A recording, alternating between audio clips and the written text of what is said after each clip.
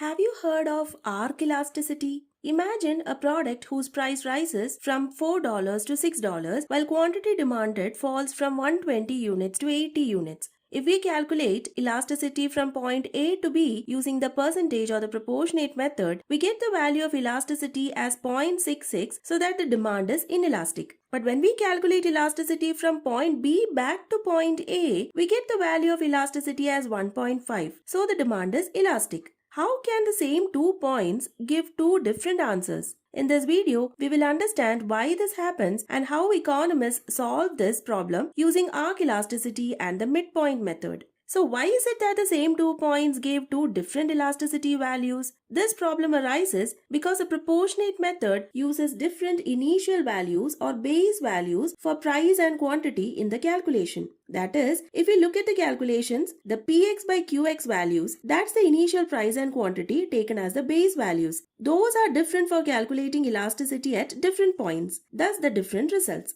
To overcome this difficulty, economists use the arc elasticity or the midpoint method. Arc elasticity is the elasticity measured over a range of the demand curve rather than at a single point on the demand curve. In this method, instead of taking the initial values as the base values, we use the average or midpoint values of price and quantity. This ensures that the result remains the same regardless of the direction of movement between the 2 points. The midpoint method formula is Q2 minus Q1 divided by the average of the two quantities taken, the whole divided by P2 minus P1 divided by the average of the two prices taken. Calculating midpoint elasticity from A to B for the above example, we get the elasticity as 1.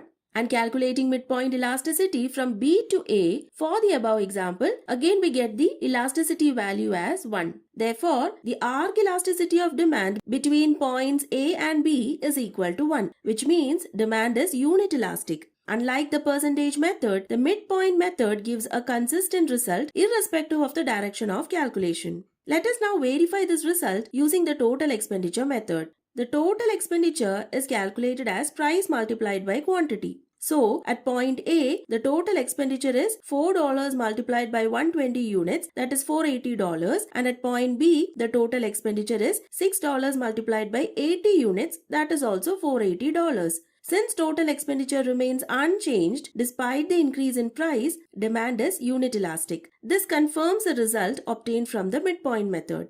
Next, let us see how elasticity can be measured using the point method. To apply this method, we assume that the demand curve is linear. We derive the demand function Q is equal to A minus BP by calculating the slope. Since price is measured on the y-axis and quantity on the x-axis, the slope of the demand curve is normally calculated as delta P by delta Q. However, the elasticity formula requires delta Q by delta P, which is a reciprocal of the slope. Using the values from our example, the reciprocal of the slope is delta Q by delta P is equal to minus 20. Now taking the absolute value, we get B is equal to 20. Now to determine the value of A, we can either substitute the values of point A or B into the demand function, that is Q is equal to A minus 20P. Let's take the values at point A.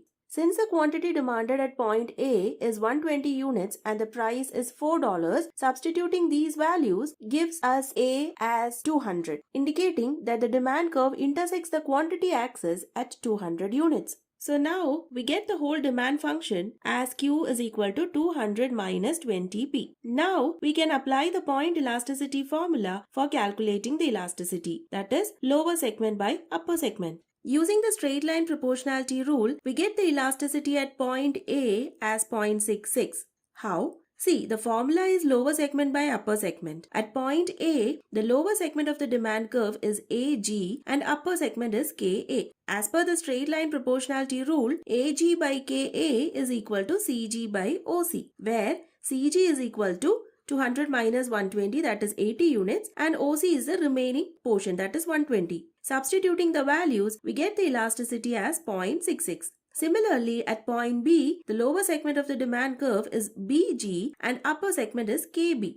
As per the straight line proportionality rule, BG by KB is equal to DG by OD, where DG is equal to 200 minus 80, that is 120 units, and OD will be the remaining portion, that is 80. Substituting the values, we get the elasticity as 1.5. For a linear demand curve, the elasticity values obtained using the point method at points A and B are the same as those obtained from the percentage method.